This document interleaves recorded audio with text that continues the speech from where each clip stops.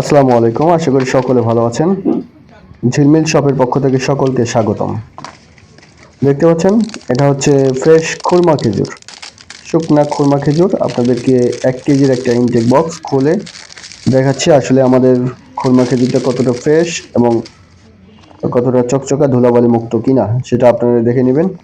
দেখতে পাচ্ছেন কতটা ফ্রেশ, আমি আপনাদেরকে ঢেলে দেখাই।